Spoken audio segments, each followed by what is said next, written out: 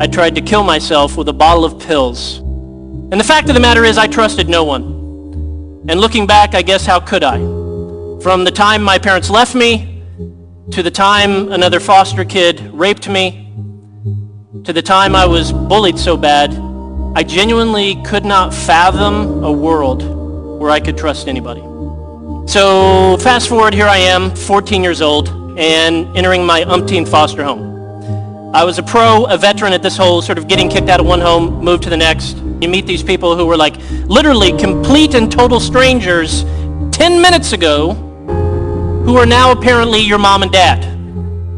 You know, kids don't take candy from strangers, just move in with them. So I'm sitting in the van in the driveway of this next home, and that's when I see Rodney. He's standing up there on the front porch, and immediately I notice this is a large fella. He's 6'5", he's 350 pounds, and as a 14-year-old boy, I couldn't help but notice when he's turned to the side like that, he's shaped like a lowercase b.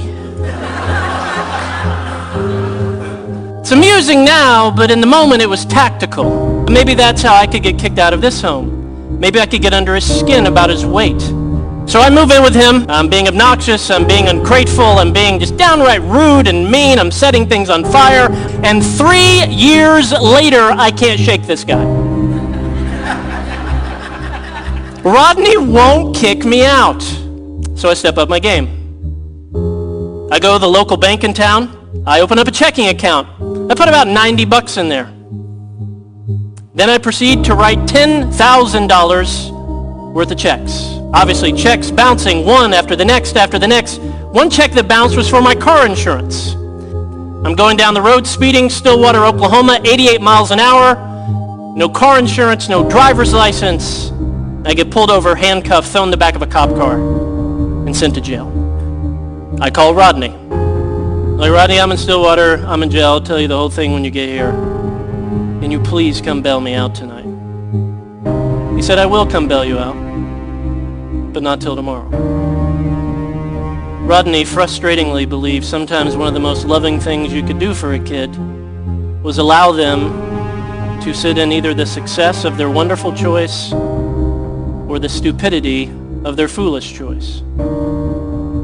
Next morning, he comes, bails me out, exactly as promised. We have a long, very awkward car ride home. No one says anything. We get back to the house. He's like, we need to sit down and talk. And I knew this moment had finally come. So Rodney, his wife, sit me down to give me the talk I've had a dozen times. He looks in my eyes and says, son, you can keep causing problems. You can keep trying to mess up. You can keep pushing us away. You can keep trying to get us to kick you out of here, but you've got to get it through your thick head, son. We don't see you as a problem. We see you as an opportunity. And in that moment, all my skepticism came to the surface. And I thought, what a cheesy, stupid thing to say to a 17-year-old kid. But then I was overwhelmed with the reality that this guy actually meant it. He didn't see what I was, what was on the surface, the obnoxious kid, the ungrateful kid, the kid getting suspended.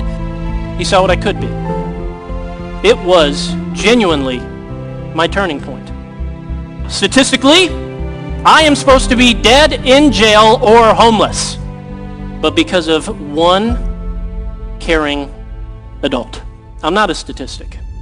Every kid is one caring adult away from being a success story. Every child who winds up doing well has had at least one stable and committed relationship with a supportive adult. My friend and mentor, Reggie Joyner, taught me to think about it this way. In this jar are 936 marbles. Each one of these marbles represents a single week from the birth of a kid until that kid turns 18 years old. So, if you know a 9-year-old, you've only got 468 marbles, or weeks, however you want to look at it, remaining. You know a 16-year-old? You got 104 marbles remaining. Right here, we are looking at time. In fact, you're looking at all the time or all of the weeks you have left to influence this kid, or this kid before they turn 18 and begin making critical life decisions without your presence. The difference between a statistic and a success story